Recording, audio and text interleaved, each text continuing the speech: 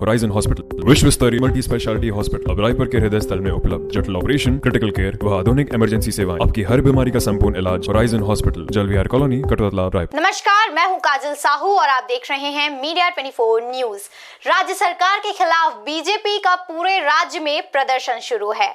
शराबबंदी, किसानों का मुद्दा और प्रवासी मजदूरों के जैसे मुद्दे को लेकर बीजेपी कर रही है अपने घरों के सामने प्रदर्शन। छत्तीसगढ़ में शराबबंदी, किसानों के मामले, प्रवासी मजदूरों के मामले समेत कई राजनीतिक मुद्दों को लेकर राजनीति गरमाई हुई है। सोमवार को भाजपा के शीर्ष नेताओं ने राज्यपाल को ज्ञापन सौंपा था। साथ ही कांग्रेस सरकार के द्वारा प्रवासी मजदूरों के लिए भी किए जा रहे कदम को लेकर जानकारी मांगी थी, जिसके बाद आज भारतीय जनता पार्टी प्रदेश भर में राज्य सरकार के खिलाफ प्रदर्शन कर रही है।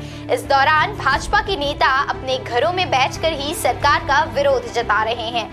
भाजपा का आरोप है कि छत्तीसगढ़ में शराबबंदी का वादा करने वाली सरकार अब शराबबंदी के वादे से मुकर गई है और शराब बेच रही है। इसके साथ ही किसानों के मामले को लेकर छत्तीसगढ़ में भाजपा ने कांग्रेस को कटघरे में खड़ा कर दिया है। लॉकडाउन के दौरान प्रवासी मजदूरों की समस्या को भी भाजपा ने अपना मुद्दा बना लिया है।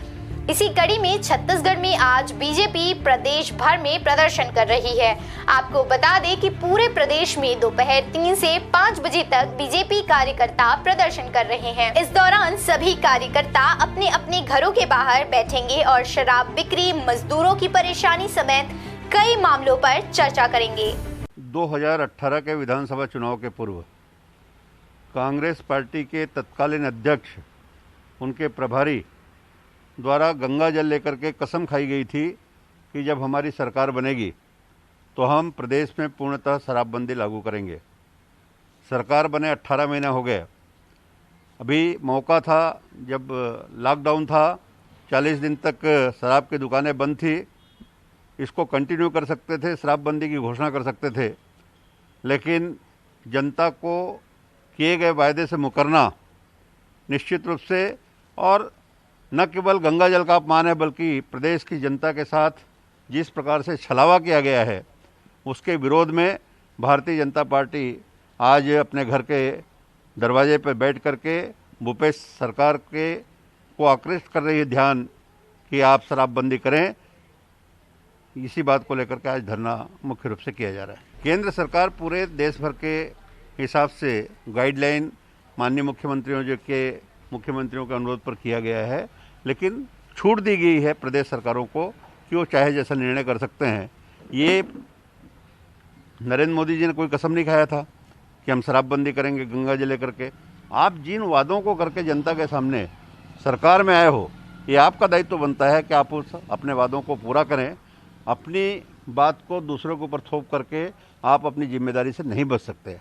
इसलिए भूपेश सरकार से भारतीय जनता पार्टी ने बार बार विधानसभा में, विधानसभा के बाहर भी कहा है कि आप शराबबंदी करिए, आपने वादा किया था। कांग्रेस सरकार ने जो है गंगा जल की कसम खाकर और पूर्ण शराबबंदी का वादा जो है अपने जन घोषणा पत्र में किया था, और सरकार बनने के बाद उसका जो सरकार का आचरण है वो सर्वथा अपने जन घोषणा पत्र के विपरीत है। और उनने जो है शराबबंदी की बात तो दूर, शराब का जो है विस्तार किया है। और लॉकडाउन के दौरान भी जिस तरह से उनने जो है दुकानें 7 दिन खोलकर और जिस तरह से सोशल डिस्टेंसिंग का जो है मजाक उड़ाया है, और ये धरना जो है भारतीय जनता पार्टी ने उनके वादों की याद दिलाने के लिए और इस प्रदेश में अपने जन घोषणा पत्र में किए गए वादों के अनुरूप पूर्ण शराबबंदी घोषित करने के लिए है।